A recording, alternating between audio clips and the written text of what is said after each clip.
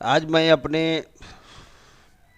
तालिब इल्मों से नौवां दसवां 11वीं और 12वीं जमात के तालिब इल्मों से मुखातब हो रहा हूँ और उनको कवायद की वो चीज़ मैं बता रहा हूँ जो इससे पहले उनको नहीं बताया गया था। वो है मुज़ाफ़, मुज़ाफ़ इलैह और इज़ाफ़त का बयान। तो आज हमको ये समझना है कि मुज़ाफ़ किसे कहते हैं, मुज़ाफ़ इलैह किसे कहते हैं। हमें इस चीज़ को आज समझना है। और मुज़ाफ़ और मुज़ाफ़ इलैह के बीच में एक चीज़ होती है जिसे हर्फ़ इज़ाफ़त कहते हैं। जिसे क्या कहते हैं? हर्फ़ इज़ाफ़त कहते हैं। और ये हर्फ़ इज़ाफ़त हिंदी में कारक कहलाता है। ये कारक चिन्ह, हर्फ़ इज़ाफ़त को हिंदी में कहते हैं कारक चिन्ह। तो आप इस चीज़ को समझे पहले कि मुज़ाफ़ कहते हैं किसे। मुज़ाफ़ वह इसमें मारफा है जिसका लगाव किसी दूसरे इसम के साथ हो, जैसे खुदा का रसूल, अहमद की किताब। खुदा का रसूल, अहमद की किताब, इन जुमलों में रसूल का लगाव खुदा की तरफ है और किताब का लगाव अहमद की तरफ है। मुज़ाफ़ इलैह, जिसकी तरफ किसी चीज़ का लगाव होता है उसको मुज़ाफ़ इलैह कहते हैं। उसे क्या कहते हैं? मुज़ाफ़ इलैह कहते हैं। दर्ज बाला मिसालों में, ऊपर दिए हुए मिसालों में, है ना, खुदा और अहमद मुज़ाफ़ इलैह है और रसूल और किताब मुज़ाफ़ हुआ।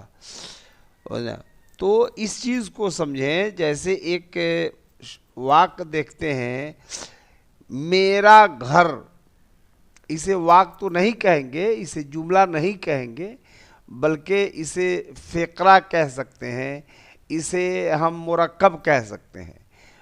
अहमद का घर, महमूद का कलम, मेरी किताब, उनकी दवात, ऐसे जो जुमले होते हैं, तो उन जुमलों को हमारे उर्दू में मुरक्कबात में से कहते हैं, मुरक्कबात। तो मुरक्कबात बहुत सारे हैं मुरक्कबात। उनमें यहाँ जो इजाफत की बात आ रही है उसमें मुज़ाफ़ और मुज़ाफ़ इलैह ये मुरक्कब है। कि कैसा मुरक्कब है? तो ये मुरक्कब है मुरक्कब इजाफ़ी, यानी मुज़ाफ़ और मुज़ाफ़ इलैह का मुरक्कब है। तो यहाँ गौर से समझने की ये चीज़ है, जैसे हिंदी के हिसाब से जो आप चाहेंगे या हम चाहेंगे कि कवायद हू बहू हिंदी की तरह उर्दू में हो या उर्दू की तरह हिंदी में हो, बिल्कुल सेम हर जगह नहीं है। कहीं कहीं बिल्कुल सेम है और कहीं कहीं फ़र्क पड़ता है। किसी ज़बान में किसी चीज़ को मेन चीज़ मान ली गई है और किसी ज़बान में किसी दूसरी चीज़ को मेन चीज़ मान ली गई है। तो ऐसी सूरतों में, जैसे हिंदी में जो कारक हम लोगों ने पढ़ा है, कारक, कारक चिन्ह, जैसे ये संबंध कारक, कर्ता कारक और संबंध कारक, ये सब जो पढ़े हैं, तो उसी हिसाब से ये कारक में ही आपको आएगा। मुज़ाफ़, मुज़ाफ़ इलैह या इज़ाफ़त, ये कारक में आएगा। तो ऐसे जुमला जो मैंने ऊपर आपको बताया है, ये मुज़ाफ़ और मुज़ाफ़ इलैह से मिलके बना हुआ है। यानी कि अहमद का घर, तो इसमें मेन हुआ अहमद, यानी मुज़ाफ़ इलैह अहमद हुआ। यानी घर का जो लगाव है वो अहमद से बताया जा रहा है। और उर्दू में मुज़ाफ़ इलैह जो होता है वो पहले होता है, मुज़ाफ़ इलैह पहले होता है, जबकि फ़ारसी में अरबी में ठीक इसके उल्टा होता है, इसके विपरीत होता है।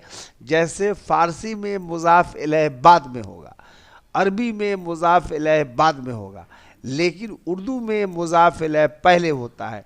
जैसे किताबे खुदा, खुदा की किताब, किताबे खुदा, खुदा की किताब, किताबे खुदा, खुदा की किताब। तो खुदा, किताबे खुदा, तो किताब जो है वो मुज़ाफ है और खुदा जो है मुज़ाफ इलैह है। और उर्दू में इसका जब हम तर्जुमा करेंगे तो हो जाए, तर्जुमा होगा खुदा की किताब। तो अब यही लफ्ज़ फारसी में खुदा बाद में और उर्दू में खुदा पहले, तो ये पहले जो आया उर्दू में ये लफ्ज़ हो जाएगा मुज़ाफ इलैह, और बाद में जो आया वो हो जाएगा मुज़ाफ। इसकी चीज़ को खूब समझिए कि मुज़ाफ और मुज़ाफ इलैह के तरकीब को मुरक्कब इज़ाफ़ी कहते हैं। मुज़ाफ और मुज़ाफ इलैह के तरकीब को मुरक्कब इज़ाफ़ी कहते हैं। और मुरक्कब इज़ाफ़ी में मुज़ाफ और मुज़ाफ इलैह दोनों होता है, और दो लफ्ज़ होता है, और दो लफ्ज़ों के बीच में एक छोटा सा लफ्ज़ होता है। जैसे खुदा का बंदा, खुदा बंदा के बीच में आया का, यही का हुआ हर्फ इज़ाफ़त, यही का है हर्फ इज़ाफ़त। मतलब खुदा का बंदा तीन चीज़ें हुई, तो इसमें खुदा हुआ मुज़ाफ इलैह, का हुआ हर्फ इज़ाफ़त, और ये बंदा हुआ मुज़ाफ। तो मुज़ाफ इलैह, हर्फ इज़ाफ़त और मुज़ाफ तीनों मिल कर के जो है वो बन गया मुरक्कब इज़ाफ़ी। तो शायद आप इसको अब समझ गए होंगे। तो इन मिसालों से आपको क्लियर ज़ाहिर हुआ कि मुज़ाफ इलैह कौन है, मुज़ाफ कौन है, और ये बीच में का जो है ये क्या है। यानी कि हमको उर्दू क़वायद के जानने से एक एक लफ्ज़ की बारीकी समझ में आती है कि ये लफ्ज़ यहाँ क्या है, ये क्यों है, इसे क़वायद में क्या नाम दिया गया है। इन सारी चीज़ों को हम समझ जाते हैं। तो आपने समझा, दर्जबाला मिसालों में खुदा और अहमद मुज़ाफ इलैह है, और रसूल और किताब मुज़ाफ हुआ। उर्दू में मुज़ाफ इलैह पहले और मुज़ाफ बाद में रहता है। उर्दू में मुज़ाफ इलैह पहले और मुज़ाफ बाद में रहता है। मुज़ाफ और मुज़ाफ इलैह के बीच में हर्फ इज़ाफ़त रहता है। जैसे खुदा का रसूल, खुदा मुज़ाफ इलैह, का हर्फ इज़ाफ़त और रसूल मुज़ाफ है। मेरा कलम में मुज़ाफ इलैह, मुज़ाफ इलैह, मैं मुज़ाफ इलैह, रा हर्फ इज़ाफ़त और कलम मुज़ाफ है। हर्फ इज़ाफ़त को पहचानिए। जैसे का, के, की, रा, रे, री, ना, ने, नी। हर्फ इज़ाफ़त को अलामत इज़ाफ़त भी कहते हैं। हर्फ इज़ाफ़त का दूसरा नाम अलामत इज़ाफ़त भी है। अब तो रा असल में क्या है, मेरा, मैं जोर रा, मेरा असल में है मैं जोर रा, तेरा असल में है तू जोर रा, हमारा असल में है हम जोर रा, तुम्हारा असल में है तुम जोर रा।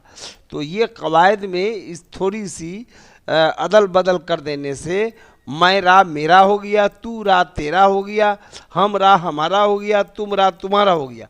उसी तरह रा, रे, मेरे, तेरे, हमारे, हम तुम्हारे, री, मेरी, तेरी, हमारी, तुम्हारी, ना, अपना, ने, अपने, नी, अपनी। ये इस तरह जो ये है इसी को कहते हैं हर्फ इज़ाफ़त। और इसकी असल जो है ये है, ये आपको समझने के लिए बताया गया कि ये असल में यही है। और ये जिसमें दो लफ्ज़ मिले हुए हैं, और ये दो लफ्ज़ मिलने के बाद हर्फ इज़ाफ़त जो हमारे उर्दू में मुश्तमल है, वो मुश्तमल ये सब अल्फाज हैं मुश्तमल। लेकिन उसकी असलियत जो है मैं जोड़ रहा, मैं जोड़ रे, मैं जोड़ री, ये मतलब तस्गीर व तानीस वाहिद व जमा के हिसाब से इनकी हालतें बदलती रहेंगी हैं। जो मुज़क्कर होगा तो अपना होगा, जमा होगा तो अपने होगा, और मुअन्नस अगर है तो वो अपनी होगी वहाँ पे। इसी तरह मेरा, मेरे, मेरी, इनके हालात जो है बदलते जाएंगे। तो इस चीज़ को समझने के लिए आप मेरी तहरीर करदा इन लिखे हुए चीज़ों को देखेंगे और मैं जो आपको समझा रहा हूँ इस अल्फाज पर गौर करेंगे और इसको समझने की कोशिश करेंगे, और इंशाअल्लाह किताबों में जितनी बातें दी हुई हैं वो बताई गई और मैंने कहा वो आपने सुना, और इसको सुनने और समझने के बाद ज़हन नशी करने की कोशिश कीजिए, और जहन नशी कर लेना यानी अपने दिमाग में बैठा लेना, यही बहुत बड़ी बात है। फिर हम आगे मिलेंगे। जो मैंने अगली जमातों में कहा था कि आपको इजाफ़त और इजाफ़त के अक़साम बताएंगे, तो उसके कुछ हिस्से मैंने बताया और कुछ हिस्से जो बाकी रह गए वो मैं आइंदा क्लास में आपको बता रहा हूँ। इन चीज़ों को आप याद रखेंगे तो आइंदा की चीज़ें बहुत अच्छी तरह आपको समझ में आएंगी। फिर मैं आपसे मिलता हूँ।